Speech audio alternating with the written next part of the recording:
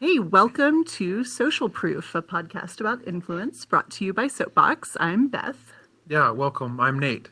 and we are thrilled today to have our friends Stuart and Gail from Caulipower with us. Hi, guys. Hi. Hello. Hey, great to see you and hear you for those listening in. Maybe you can tell the few people in the world who have been living under a rock and don't know who you are, exactly who you are and what you do with yourselves. So I'm Gail, and I'm the founder of Caulipower. I founded the company I left corporate America in May of 2016. I launched the company in February 2017. And about 2 years ago this week, I convinced this guy to join the company and become our chief marketing officer. And Chief I Marketing and love, Growth Officer. I love it. Gosh, I must have met you right after that, Stuart, while it was still a literal honeymoon, right? Yeah, I mean, it was for those that don't know, we actually weren't living together. I was living in New York, and Gail was obviously living and working in LA. So when she convinced me to come and work for her, she actually required me to come and live with her as well. So that was, By the way, if anyone's wondering, we are married. Otherwise, we wouldn't be sitting this close together because that would be wrong. Arrangement. Yeah.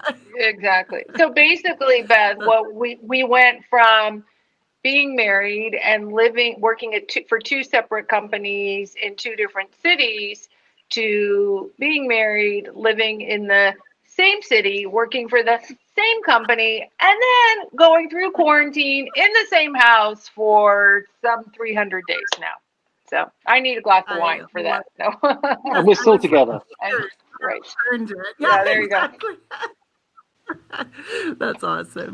Well, one of the things that I'm excited to dig into, well, a couple of things, Gail, because we've conversed through the years and have gotten to know each other a little bit through some mutual acquaintances in the retail world. But I love that you, as I recall, have a background in PR, truly an influencer yourself. So can you tell us a little bit about that and then the social media connection that led you to create Cauliflower? Sure. So, it's interesting because I didn't know anything about food when I started Cauliflower, other than I cooked it, bought it, and ate it. But I did know a little something about PR and marketing. I'd worked for one of the largest, PR and marketing companies in the world. And, it was an interesting perspective because I had advised a lot of companies in that role. And sometimes they took my advice, sometimes they didn't take my advice.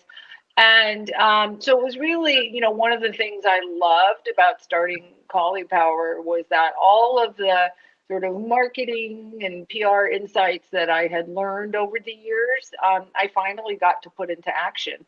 And, Cauliflower was really born as an earned first brand. Everything we did, because that's all we could afford, quite frankly. So everything Mhm. we did was really PR and social driven, and that's how we launched the brand. I love it. And do I recall that it was kind of a Pinterest fail? Is your Yes, story it there? was a big Pinterest fail. Actually, both my boys have celiac disease, and I think, like all parents, I had always tried to find them, healthier ways of getting, nutrients into their bodies. And I stumbled across cauliflower crust pizza one night. There were like 569,000 recipes on the internet. I picked one. It was okay. It wasn't great. It was all right. And my sons asked me if I were going to make it again. And I said, there is no way I'm making that again because it took 90 minutes to make a pizza crust after I got home from a full day of work. But I said Right. to them, I'll tell you what, I'll find it for you. And I looked everywhere. I looked in stores, I looked online, I couldn't find it. And so I sort of, it was one of the things that led me to the idea is I know I'm going to quit my job and start a company called Cauliflower, and that's what I Naturally. did. One little addendum to the story that actually I haven't told anyone yet. This being just after the holidays, I was going through all my recipes and I just uncovered that recipe that I made that first and only Oh, I time. love it. but only I half love of it. it. Wow. But only half of it. There was only one page there. No wonder it didn't come out so well. But I think part of what you're saying about social, I mean, the clue's in the name of social proof, isn't it? Right. Gail saw the proof of everything. She's quite fond of saying that she didn't actually invent a lot of the things that we're actually marketing as products now.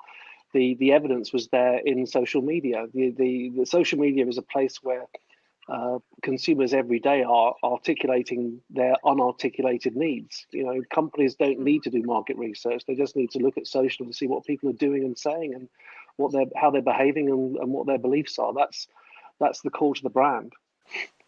Mm-hmm. Well said. Yeah. Yeah. I know Nate relates to that. Yeah, I love that.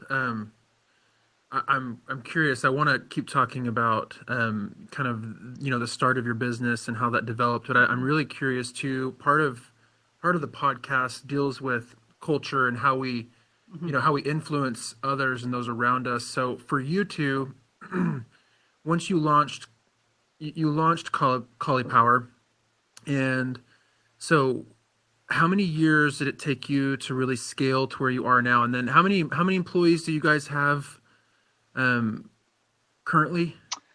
Well, we started with one employee. That was me. Yeah. And today we have about 50. And you know, culture has always been very core to, who I am and why I started the business. And I think that has a lot to do, quite frankly, with why a lot of people, particularly now, maybe tend to want to leave corporate America and build their own businesses. Because one of my goals, not the only one, but one of my goals was to create the type of work environment that I always wanted to work in. It was pretty selfish, to be honest with you, and that's what I did. And I'm so unbelievably, grateful that somehow I convinced 50 of the, brightest and best team members to join me. And, Cauliflower would really be nowhere if it wasn't for all of them. I Mm-hmm. think part of what makes our culture so unique is really they come from such different backgrounds. Some people come with lots and lots of food experience. We just have this wonderful woman who just joined us from Conagra, and people, we have people from Kraft and a lot of big CPG. But we also have a lot of people who, like me, just wanted to start over, wanted another chance to reinvent themselves, and just was really passionate about turning their life upside down and trying something new. And so I think what makes the Power culture so unique and wonderful is that it is made up of so many different talented and diverse people. A lot of Mm-hmm. people would also say that they've made a deliberate change from a job where they felt that they didn't believe in the purpose of the organization Mm-hmm. to one where they really believe in the purpose of the organization. What Gail's created is a company that's trying to make everyday comfort foods healthier and better for you, and people really are really very much aligned and in sync with that vision. Behind that, yeah. Yeah, absolutely. So, sorry, Beth, No, but you're good. Gail. So when you're talking about your culture, I'm curious. I think at Soapbox here we have some kind of non-negotiables and like some guiding principles. But maybe could you explain a little bit about what some of those non-negotiables are for you guys in your company? Like what is it that makes your culture unique and such an attractive place? Like how did you attract those 50 people to Mm-hmm. come and work for you? Mm-hmm. I think it's really, three things. One, and I think Stuart, hit the nail on the head. We've always been a very mission-driven company, a very purpose-driven company. From the day we sold our first pizza, we give a percentage of our sales to build teaching gardens in underserved schools across the country. And, that not only was important to me, but that is a, key tenet to everything we do, and people were really drawn to the company, I think, because of that. The other thing is, I remember very early on, maybe we had 4 or 5 employees. We were sitting around a table one day and someone had a crazy idea. I can't even remember what it was. someone had a crazy idea, and we sort of all looked at each other like, oh, do we have to ask somebody to do it? And, we didn't. And, we all had come from different environments, of course. And it's really the ability to take risks, to continuously innovate. We are a company that is obviously, built on innovation, and it's core to who we are, but it's innovation with a big I, not just in our products, but how we run the company. And innovation comes from every pore. There different ways in terms of supply chain, in terms of how to get, product from point A to point B, and the risks and opportunities that we take in marketing and other areas of sales and growth. So, I think it's people that are really drawn to the ability to have a direct impact, on people's lives and make people's lives a little bit better, and, use their creative cores has really been quite a magical combination. That's incredible. Yeah. So, something that I think, if you think about who the social proof listener is, you've got this kind of interesting blend of people who are influencers themselves, content creators who maybe, as we say, make a living from their living rooms by producing content. Well, we all do that now, don't we? Indeed. Yeah. We have nothing else to do. We're trapped in our homes. And then also, individuals who are maybe shopper marketers by day, or marketers or PR professionals, and, just have a vested interest in the world of influencer marketing and social media. And something that struck me as I've met a few of your team members, literally shows, is that they are full of just boundless energy, like bouncing off the walls, love their jobs, love the brand. Like these people, I was drawn like a magnet to them because I'm so high energy myself. And so, of course, I was not surprised at all to learn, of course, you guys work for Caulipower and for Gail and Stuart. So I'm just so interested in that because, individuals as brand advocates, that's tricky. And yet you have all of these sort of natural, enthusiastic marketers. So I'd love for you to unpack that a little bit. I have to say, you really have hit on something that you've reminded me how much I'm missing the in-person live experience. The trade shows. We would also go to consumer shows. We do the New York food and wine shows. We've done all sorts of wonderful places. So that bottom of the funnel activity, the general awareness, the sort of the trial and experience, and then the bottom of the funnel, the purchase side of it. That middle of the funnel, I really miss that, and I think you're absolutely and utterly correct. The people that we have, if you're talking about non-negotiables in terms of who we hire, if they can't stand behind a stand at a consumer show or a trade show and actually pitch the product, talk about the brand, and actually do it in that really authentic, genuine, high energy kind of way that you talk about, then they're not for us, and we're not for them. It is a prerequisite. That's great. I love hearing that. That's really I think that stands out to Nate and myself. We talk so much about our team, and he alluded to some of our values and non-negotiables, but then it extends into our community of influencers and, how we treat them. They can work for, there are, hundreds of agencies like us. Yeah. And they can certainly go and peddle their services to those organizations as well. And we have found that having some of those similar non-negotiables of we're very real, we're very authentic, we take good care of the influencers we hire, and in exchange they give us their best work. And they often say, if it's down to an opportunity with company A, agency A, and Soapbox, I'm gonna work with Soapbox every time. So it's just fun to hear that. I think you align with companies like yourselves where you see that and know that to be true, and it's evident that it's not just lip service.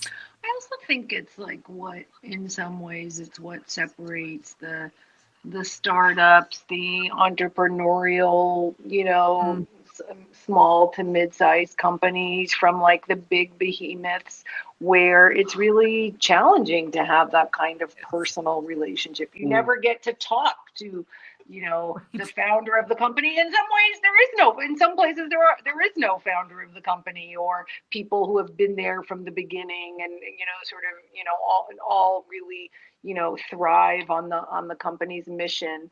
I'm not just talking about Caulipower. I'm talking about all companies in this space, and I think it is an advantage, and it's one reason why consumers today, particularly, or maybe in a pre and post COVID world, tend to be driven toward those, smaller mission driven companies. Right. Yeah, I love that. So I've always been intrigued by people that leave their jobs, right? Leave corporate America and venture out onto their own. When I was in college, I had the opportunity to invest or purchase a small business, and I managed a small business with my wife for 5 years, and then I actually went to corporate America, and then have somehow landed here, like somewhere in the middle, which is, I think, feel like a happy medium. Yeah. But I love you pretty heavily. I mean, but I think, honestly, I think everyone should have that opportunity to work for themselves, because you learn so much so quickly. But I want to hear a little bit more from you, Gail and Stuart, like what that dive was like for you. What really pushed you over the edge to make you feel like you could jump, from stability towards potential instability, right? Especially raising a family. For me, I'll start, and then you can. So for me, it was really 3 reasons that led me to start Caulipower. One was, I was really disenchanted with corporate life. I sort of worked my way up to the top of the firm and decided I really didn't like the view very much. And so I knew that I wanted to change, but I didn't really know what that would look like. Second was, the passing of my father. And he was an immigrant to this country. He started a small business. And when he died, something inside me really changed. And I knew I wanted to do something more meaningful. I knew I needed to follow in his entrepreneurial footsteps somehow. And then third was this, realization that I can't be the only one who thinks 90 minutes is far too long to make a pizza crust. So I put all of those 3 things in a proverbial blender, and what I came out with was, I'm going to make the jump. And I think when I really think about it, and I don't talk about this too often, but when I really think about it, the scariest part of the Caulipower journey for me was how close I came to not doing it. I mean, razor thin. And it was probably, it was definitely the best business decision I ever made, and one of the best life decisions I have ever made. Yeah, I love that. It's interesting when you start considering those odds. What about you, Stuart? Well, I suppose the mistake I made in my life is being relatively successful in the sort of PR and marketing business like Gail was, but unfortunately, I was creating value for lots of other people. So when Gail decided to set up Caulipower, and I was sort of sitting in New York doing my pretty senior job, realizing that she was creating something out of virtually nothing, and she was doing it for herself, I decided to stop doing it for someone else and go and help her do it. Well, I think I begged you too, to be perfectly honest. I did. I don't remember you begging me. I'm pretty sure I said, stop giving your brains to all these other people and start giving them to me. I think it was the exact words I used. And I think you said something like, and don't you want to live with your wife as well? I'm pretty sure I didn't say that part. I think I just talked about. That's a gauntlet right there. But I think the thing that I love, I mean, at my not unadvanced years, the thing that I love about the environment that Gail's created, or the idea of sort of doing it for yourself, is that you're really learning from people all the time. We haven't done this. Oh, well, we've got to do it. We'll just sort of figure it out. That lovely phrase that Americans use all the time when they don't know what to do. It's like, well, yeah, we'll figure it out. We love it. And this bunch of people that Gail's hired, I'm learning something every day. We're going to be doing some very innovative work with some very interesting sort of marketing technology firms to try and sort of improve and increase the performance marketing aspects of what we're doing. That's stuff that we're just learning as we go. But we're really trying to work at the bleeding edge, even though we're relatively small. And I love working with these people because I'm literally learning something every day. I've learned more in the last year than I think I've learned in the last 5 years in my previous roles. I love that. We're really passionate about that sense of continuous learning as well. I mean, it's really It intoxicating is. to be able Absolutely. to do that in your Right. day, right? And not just clock in and clock Right. out. To your Exactly. point, I love that. Yeah. So speaking of kind of clocking in and clocking out, and the weird world right now, would love to hear kind of what your day looks like in the business, and not pre-pandemic. I want to hear, kind of the ugly version, right, of what does life look like trying to run a company It- now. yeah. Well, you're looking at it. It's funny because it's funny. I always laugh when someone asks me a question like that because I actually started the company in my office, which is maybe 100 yards from here, or like 100 feet. I don't know. And it's funny. I remember getting our first office space and being so excited and like bringing the team in the office and having and decorating it and making it a super cool workspace. And now I'm literally like 100 yards from where I started, and the office is sitting empty. So Yeah. It does become one of the things that I have noted during this time. Like everybody, it all sort of melts together. I think the blessing is that we're so busy and we're trying to accomplish so much that time moves very quickly. So like I'm actually, I didn't think this was possible, but I'm actually working even more hours now than before because I don't have a commute. I'm not walking to get something for lunch. All that is just work time. Right. But So it's been nice too because my kids are here and I get to see more of them, and that's been a real blessing. Well, the ugly truth is that Gail wakes up at about 5 a.m. and starts doing emails. So I eventually crawl out of bed at some really late hour, like 7 o'clock in the morning, and start working. right. And to be honest, the functioning of the company, I've been astonished how people have been have adapted to the virtual working environment. The things that we miss, I think, because the company works perfectly fine as it is. The things that we miss are particularly creativity, the kind of world that you live in.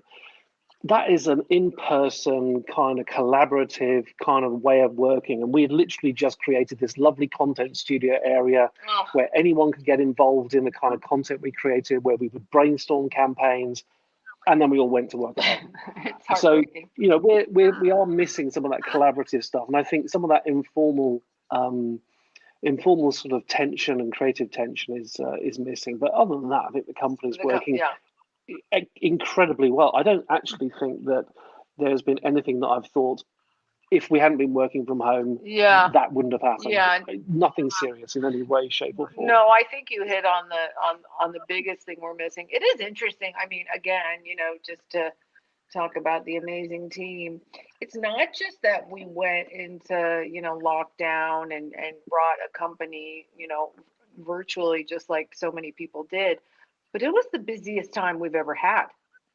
So it's like just as your business was like being stretched and strained in so many different directions because of the pandemic and what it was like to be, a food manufacturer in the middle of a pandemic.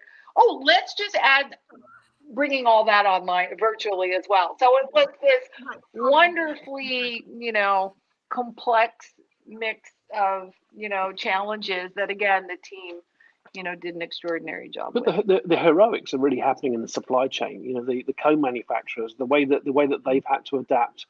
The fact that they've continued to go into factories to make food, to put food and create ingredients so that companies can put food on people's plates. They're the heroes. Yeah. Yeah. That's so interesting to hear. I think we both probably would like to dig in a little bit more to some of the things that kind of consist of your day and who influences you. But I have to kind of segue to, you made that comment, Gail, about how close you came to not doing this and not pursuing it. And I think it's very evident if you look at, the way that this particular area of food has exploded, like, boy, right time, right place, right idea. And how kind of terrifying that must be to think, gosh, I could have Yeah. missed this. And so I guess I bring that to our listeners who I think so many tend to, again, be influencers, content creators, aspiring content creators, maybe marketers with a side hustle. And I think they have ideas, right? And so I guess I would love your advice for how do you identify something Yeah. workable that is white space, that is an opportunity, and take that I would risk? say two things. One is ideas are great, but they're actually pretty cheap. Ideas are kind of a dime a dozen. Now, lots of people have great ideas. I can't tell you how many people over the years have come to me and said, I thought about making, a cauliflower crust pizza. I mean, loads. And it's funny because I remember meeting the Allie Webb, who's the founder of Dry Bar. And I remember, and obviously I have quite curly hair. And I remember saying to her, I should have thought about making a company that, dries, only blow dries people's hair. But you didn't. But I did. And I think the moral Exactly. of that is ideas are cheap, execution is everything. So having a good Mm, idea is the easy part, but actually executing upon that and making the risk and taking the chance and betting on yourself, that's where the difference is. And that's the hardest part. Yeah. And great advice.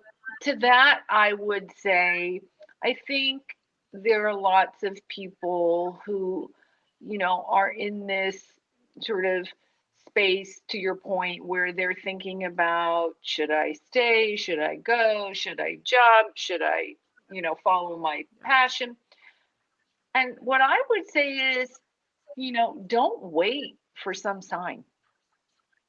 Mm, Don't mhm. wait for that moment in time that where it's all going to become crystal clear, because it's not. It's kind of Right. like having kids. If you wait for the right time, it's never going to happen. So you might as well just make the jump and bet on yourself and try it. In this business, in the world of entrepreneurialism, failure is a badge of honor. You Mhm. tried. I Yeah. I I have on my team several people who tried to start their own businesses, and for one reason or another it didn't work. But those are some of the best people I have, because they know Mhm. what it's like. They have tried, and I have so much respect for anyone who has taken a risk or tried to bet on Mm, themselves. So don't wait for a sign. There's another thing to add, which I think this is a very sort of personal experience. I took a gardening year leave, just working for myself in the UK, and I ended up with in a pub, in a British pub, with a bunch of people who were doing freelance work. Quite senior freelance work. These were people who were doing social marketing kind of consultancy and other bits and pieces. And we're all sitting around. We're mhm, all very, very busy. And I said, look, we could all continue to be very busy on our own, or we could actually band together. Everyone, mm, when they're fully billable in their own right, is bringing in $500,000. 10 people, that mhm, means it's a $5 million company, and suddenly it's not an income, it's not an individual job, it's a company that has value that can sell for 5 times that. So mm, I think people need to realize it's their time.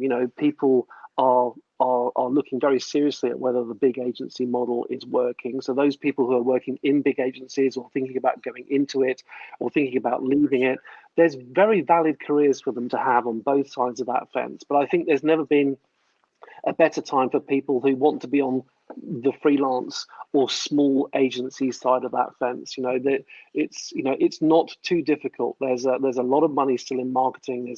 You can create a little company out of with a couple of $1 million revenue really quite quickly and quite easily, particularly over the next couple of years. This is the time to be brave, I think. I love that.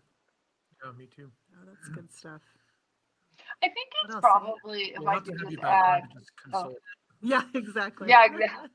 No, I was going to say, I think one of the unique, if you had to pick a silver lining for COVID, which, there aren't many, but there are some, one of them is that, it really makes you realize the fragility of life and that you really don't know what's going to happen tomorrow.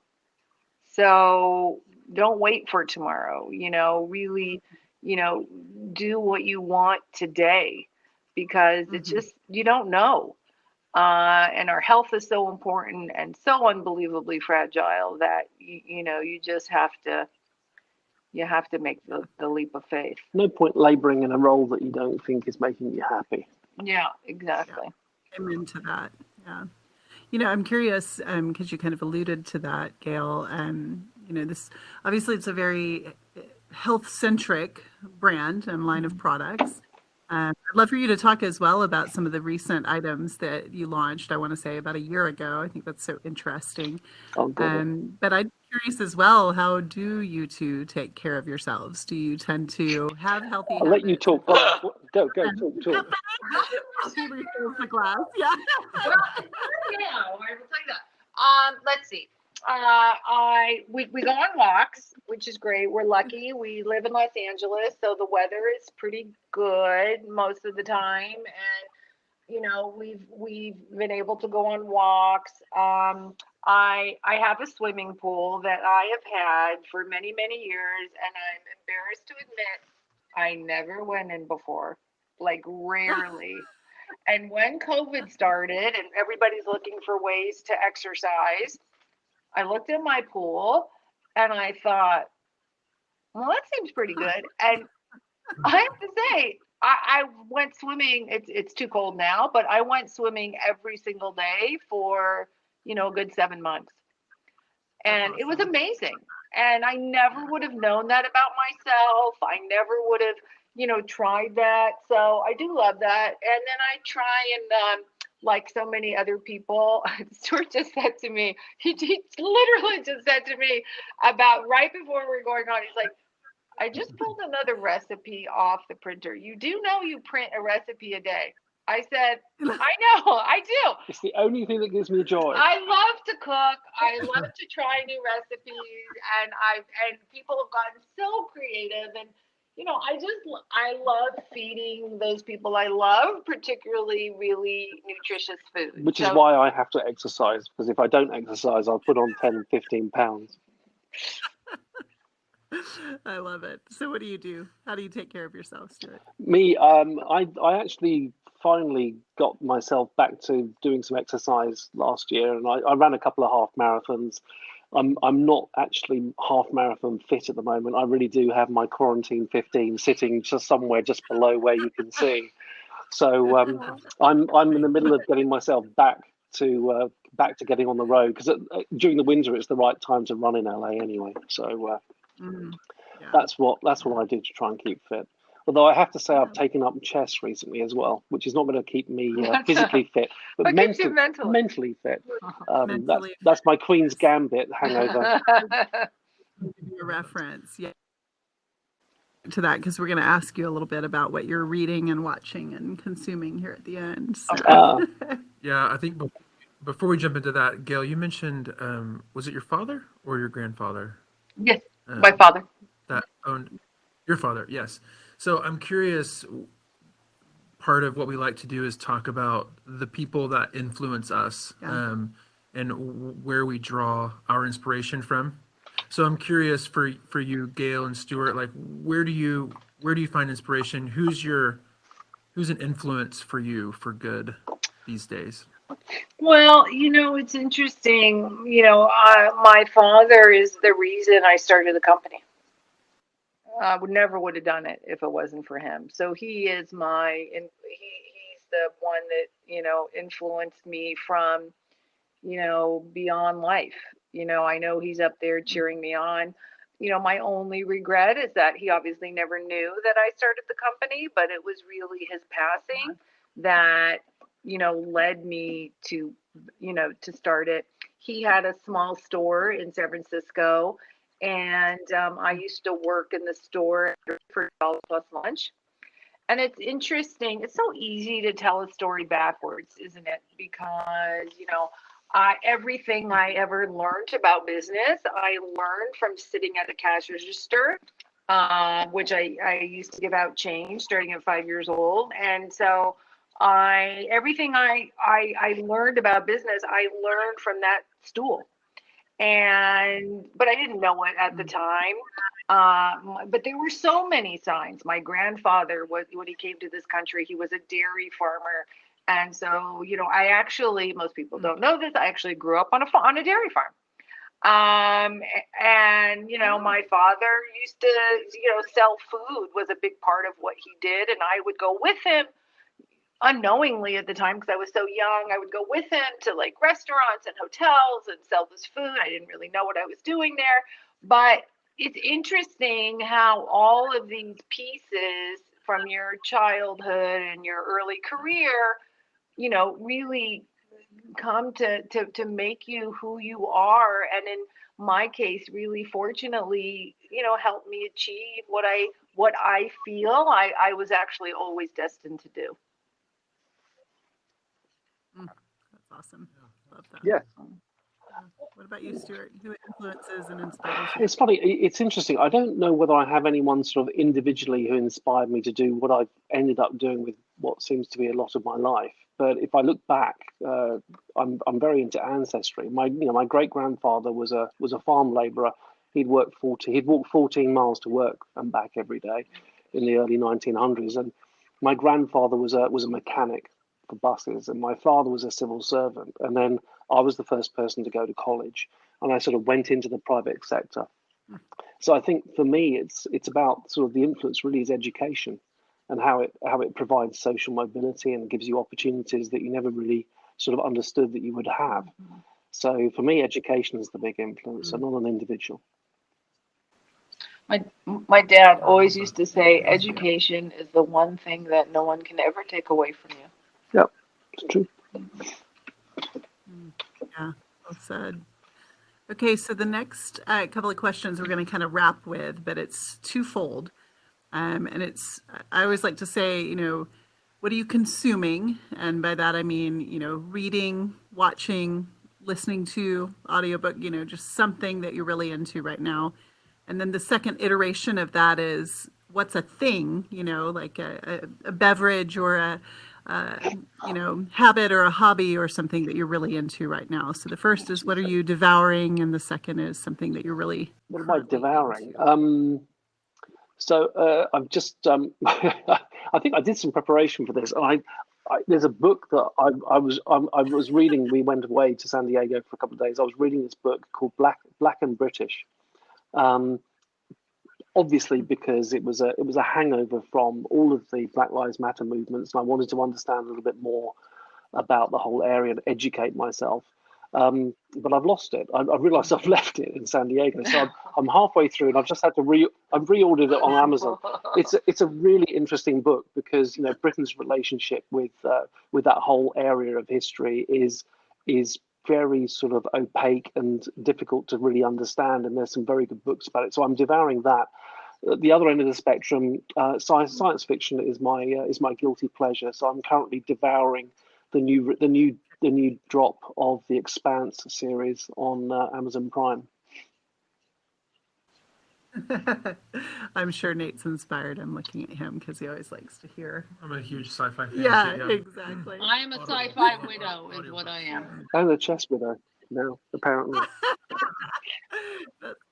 Yeah, recipes and Exactly. sci-fi. That's what I'm hearing. What about you, Gail? What I am into is probably not too much of a surprise. I do love NPR's How I Built This with Guy Raz. I love hearing Mm, all of the story. First of all, he just has such brilliant questioning, and I love hearing all the stories from these, people who have built these tremendous companies and made such an impact, and not just the business world, but in society. And I love that they got started just like me, and not just that they got started just like me, but that they've had the same kind of trials and tribulations. I think it's really easy to take a look at cauliflower and think, oh my gosh, you guys have grown so fast, it's been great. And it has been great, and it is a privilege, and it's been an incredible ride, but it's really, really hard. And it's every day is up and down, and this challenge and that challenge. And it's just, I find, like, every time I hear someone that I really look up to, that they went through the same kind of things that I've gone through, is just so reassuring and so comforting to me that I get really excited every time there's a new episode. I would just add, in terms of science right. influencers, because you guys are interested in influencers. I happened across this year a woman called Science Babe, and You love she science, is babe. brilliant, and I just love the way she's popularizing Oh, science. She's Yeah. fantastic, and also in a year where, or a couple of years where, truth and facts have been sort of brought into question. The fact that there are these sort of That's online great. science influencers who are trying to sort of re-educate all of us through social media. It's like the sort of the resistance to the anti-fact movement. I love yes, I love yeah. what she's doing. I love Oh, I'm gonna certainly track her down. I have two girls, a 17-year-old and a 10-year-old, and my 10-year-old is an Oh, unabashed that's fantastic. science nerd. My Oh, husband is that's a great. scientist. He's actually a biologist and chemist. So we have a very like pro-science household, and a very my daughter is always seeking individuals Oh, like you should. that, Yeah, always putting she's a interesting great role stories together. model. Stuart won't tell you this, so Oh, I I love it. will. He's probably one of the few, marketing leaders who actually has a PhD in chemistry from Oxford. So, no, You're I'm kidding. not. I'm Amazing. not. He won't tell you, so I'll go ahead and tell you. It's bizarre, isn't it? Thank you for doing I'm very impressed. I'm married to a chemist, and I don't know what he's talking about 90% of Let's the time. Zoom. We can Zoom. Yes, We can let's You'll do a appreciate little it. Zoom. let's put them I can together. translate.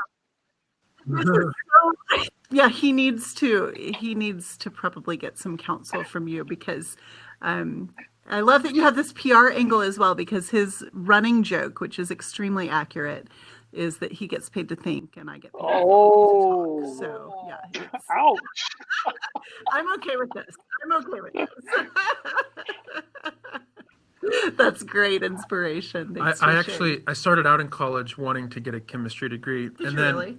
yeah, and then realized that yeah, calculus was not my Yeah. forte, and so I switched to Yeah. marketing. That's so funny. Well, in Oxford, no less, I took, my daughter was extremely interested in attempting to get into Oxford. She's an intelligent No, girl. So that's we amazing. visited That's great. last year, actually. Yes, so that's a whole different conversation offline with more wine. So, okay, so this is where I remind Nate that he also has to answer the Yeah, question I'm about, ready. okay, what are you devouring? Okay, so there's this new app that I found. I don't know if it's new, but it's called Picture This, and you literally can snap a picture of any Yeah, plant, and it'll I've got it. identify it for Got you. it. I've got it. And so yeah, and I've been fascinated. It kind of goes with what I'm into right now, as I think lots of Americans are, just indoor gardening, right, and house plants, and how do we care for them. And so with this app, you can snap pictures of them and add them to your virtual garden, right, and then schedule the watering and fertilizing schedule with them. And I just love it. And you can read all about it, because for like a long time, I have all these plants, I didn't even know what they were half the time, you know. I want So to. I want to. And I love it. So previously, now I'm walking around pictures. snapping pictures Yes. of plants, trying There to was figure out what. what genus they fall There into. was a massive noise going on in our hedge, and I realized what I really want is not just picture this. I need a Shazam for animal noises. Yeah. Maybe that's Oh, the right. company you Actually, no, start. don't publish that. No, that's mine. That's mine. That's mine. Sign an NDA. That's mine. Hey, as your wife says, Exactly. ideas are cheap. Right? Yeah, I'm gonna wait for you to do that one. Well, my current what I'm currently devouring is not, I don't think, terribly interesting. I usually am trying to expand my brain, but I'm reading a book. I'm listening to it actually on Audible as well. That counts. Yeah, thanks. Called Bella Figura, and it's this. I'm a bit of a Francophile. I studied it's French and lived in France, and super fun. But this is actually kind of it's an Italian spin on this idea of making life beautiful, and it's just a very simple but interesting book about, particularly in Florence, but the kind of Italian perspective around, you do these things for yourself. You don't eat your meals standing Right. up, or drink out of a Dixie cup. You pour it into a proper glass, and you sit down and enjoy the meal. And you don't do that for those around you. You do it for yourself, or you keep up your appearance again for yourself. You keep your home in a certain way, and it's a really that. nice read. It's a light, That's awesome. good read. So I'm You've been enjoying so that. cerebral lately I have. in your interests. Yeah, that's not Yes. particularly cerebral, I don't think. You So. Oh, I feel like it's a lofty read. Oh, okay. It feels fluffy to me. So, yeah. So, guys, we loved talking with you back today. at We you. had so many interesting sound bites and nuggets. So, just thank you so much for taking time to join us. And actually, we want to make sure that Social Proof listeners can try Caulipower. So, I think you've got a way for We them definitely to do that. Is that right? All you have to do, anyone who's listening, please DM us on any of our social channels at Caulipower, Instagram, Facebook, Twitter, what have you, and we will send you a coupon for a free product. Just all you have to do is say Social Proof. I love it. Love Cool. it, love it. Yeah, we can't wait for more people. I can't imagine there's anyone left in America. There who are has a it. lot. There's a few. There's a few, but you're going to help us get to them. So thank That's awesome. Well, it's a staple Oh, in my good. household. We particularly love, well, my kids love the simple version of the pizza most. But I love that you're now doing the crust. You've probably been doing them forever, but I love being able to talk The my own crusts have been very popular in COVID, Sounds I have to say. Just took off. Yeah, it just took I bet. off. And you have to try Yeah, our new, amazing. you asked what did we launch this year? We launched our new rice in a cup. So microwavable, recyclable. Awesome. Hey, God bless you on that. If I never cut up another cauliflower in my Right. life, I will be I mean, thrilled. no, it has to Brilliant. be, food has to be easy. It has to really sit at that intersection of taste, health, and convenience. Otherwise, forget it. So true. So true. Hey, Thank guys, you. thank you again. We Thank you. Loved you back. Thank you so much. Take care, guys. Bye-bye. Stay safe. You bet.